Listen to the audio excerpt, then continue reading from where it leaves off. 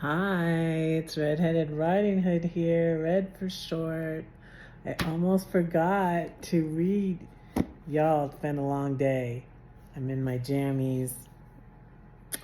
I worked 6:45 till 2:45 at a pool I never worked at before. I opened, I closed. I didn't even know how to get into the pool when I got there. It was kind of crazy. A little girl that worked there helped me because I hadn't tested the chemicals in the pool yet. I didn't know how to do it. And so these two girls helped me that worked with me today, because that's usually they give you a 4-hour shift. Like,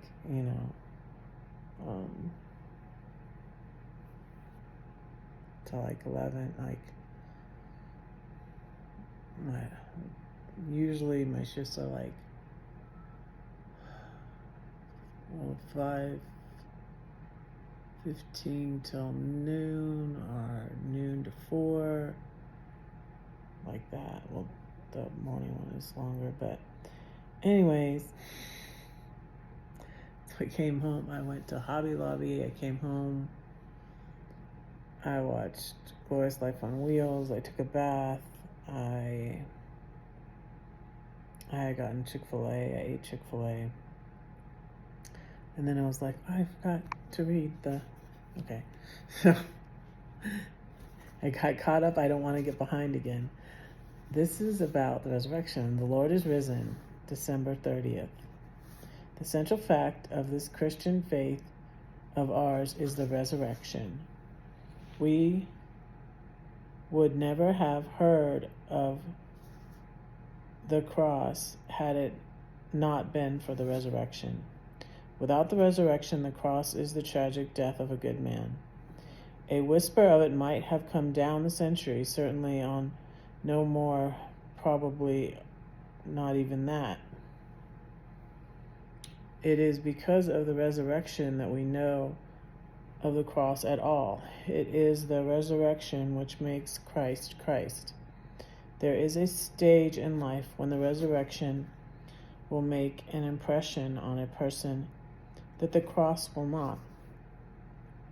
This is especially so when people are young. It takes years to awaken that vivid sense of sin which the cross alone can relieve. But there is no stage in life when the child, the youth, and the maiden, the teenager, will not thrill to the message of the possibility of a great companionship with the most heroic soul who ever walked this earth. There is a time in life when the note of preaching should be the reality of the presence of this princely figure more than anything else. I would be the last to suggest that there is any kind of necessity to choose between the preaching of the cross and the preaching of the resurrection. But I do say that the common proportion between the preaching of the cross and the resurrection is wrong. We cannot preach the cross too much. This is not untrue, but perhaps some of us preach the resurrection too little. It is clear that very early in the 2nd century, and probably before the end of the 1st century, the Lord's Day had taken the place of the Sabbath. Ignatius speaks of the Christians as no longer keeping the Sabbath, but observing the Lord's Day. Now the Sabbath, the last day of the week, commemorated God's rest after the 6 days of creation. The Lord's Day, the first day of the week, commemorated the resurrection. Did you know that? I knew that. This is why the day came into being. It is a day on which the Christian church remembers that the Lord is risen. Here is a proof, if proof were needed, that the resurrection ought not to be the subject of an annual sermon on Easter Day, but the basic memory of every Sunday. Makes me think of that movie Risen. If you haven't seen it, you should see that. It's really good. Really, really good movie. So, thanks for listening. Don't say that no one cares for you, because I do, and God does too. Don't forget to pray for Red, because Red is praying for you.